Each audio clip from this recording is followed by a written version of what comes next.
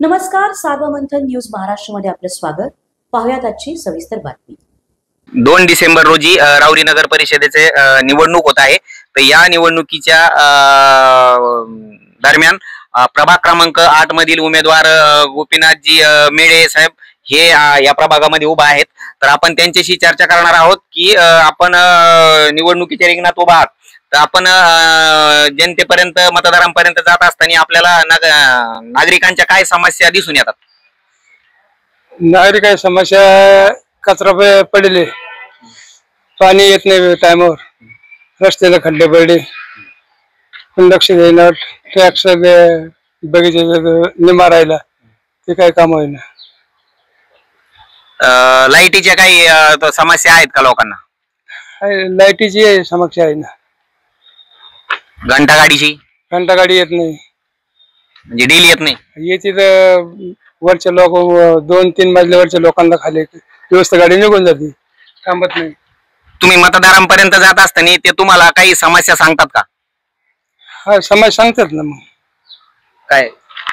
हे पाणी नाही येत टायमावर, रस्ते नाही, आणि कुत्रे मोकाट कुत्रे झाले, लहान लहान मुलांना बाहेर खेळायला अडचण येते. त्यामुळे त्यांना एक माणूस लहान मुलापाशी गुंतून राहतो. तुमच्या प्रभागामध्ये असं काही महत्वाचा विषय आहे का की त्या ठिकाणी तुम्ही काही तुमचं विजन आहे, काहीतरी विकास करू शकता, किंवा तिथं काही लहान मुलांच्या शाळा, व्यायामशाळा किंवा इतर काही जे गार्डन असं काही आहे का नियोजन? लहान मुलांची शाळा नाही, अंगणवाडी नाही, रस्त्याला खड्डे पडलेले ते दुरुस्त व्हायला. प्रभागामध्ये काही ज्येष्ठ नागरिकांच्या काही समस्या आहेत का? समस्या आहे ना त्यांची, हेच पाण्याच्या समस्या आम्ही सोडून टाकणार. ज्येष्ठ नागरिकांसाठी तुम्हाला असं काही त्या भागामध्ये जे नागरिक फिरतात, वृद्ध लोक, त्यांचं काही असं समस्या आहे का? त्यांच्यासाठी सुद्धा वरून सरकारने जे दिलेले ते बी आम्ही समस्या पूर्ण करू. निश्चितच आपण भारतीय जनता पार्टीकडून उमेदवारी करत आहात. आपण जनतेच्या समस्या सोडवण्यासाठी आपण आश्वासन दिलेले आहे. यानंतर आपण या प्रभागातील अर्चनाताई तनपुरे यांच्याशी पण चर्चा करणार आहोत.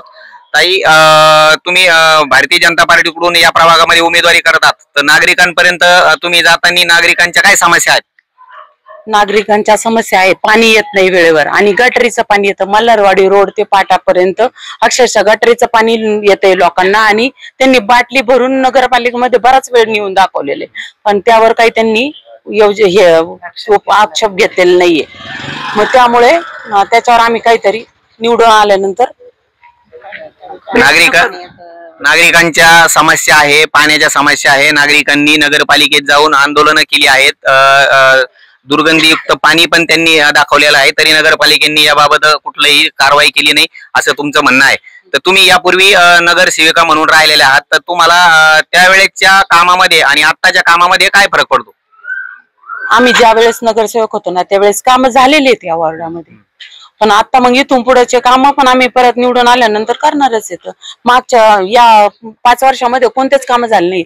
अंतर्गत रस्ते तुम्ही पाहिलेले सगळे खराब झालेले आहेत, ते आम्ही आता निवडून आल्यानंतर घेणार आहे. समोरचे उमेदवारांनी म्हटलं आहे की तुम्ही त्यांनी अंडरग्राऊंड गटारी वगैरे, बंदिस्त गटारी, इतर रस्त्याची सुखसुविधा केलेली, आमच्या कार्यकाळामध्ये कुठल्याही काही समस्या नागरिकांच्या राहिलेल्या नाहीये असं त्यांचं म्हणणं आहे. नाही, त्या मी माझ्या काळामध्ये अंतर्गत रस्ते घेतलेले मी जेव्हा होते तेव्हा, आणि अर्धवट जॉगिंग ट्रक आहे ना तो पण आम्ही पूर्ण करणार आहे. कोर्ट रोड तो पण आता मंजूर झालेला आहे, हे इलेक्शनच्या नंतर तो पूर्ण होणार आहे. आणि मिळवणे हॉस्पिटल ते गावणे हॉस्पिटलचा रोड तो पण मंजूर झालेला आहे, तो पण आम्ही पूर्ण करणार आहे. तुम्हाला प्रलंबित जे प्रश्न आहे, जी कामं आहे, ती माहिती आहे की ते प्रलंबित प्रश्न आहे आणि ते काम होणार आहे असं तुम्ही सांगितलंय. आज आपण प्रभाग क्रमांक 8 मधील उमेदवार अर्चनाताई तनपुरे व मेढे साहेब यांच्याशी चर्चा केलेली आहे. त्यांनी नागरिकांच्या समस्या सोडवण्यासाठी आश्वासन दिले. सार्वमंथन न्यूज महाराष्ट्राला लाईक करा, शेअर करा, सबस्क्राईब करा.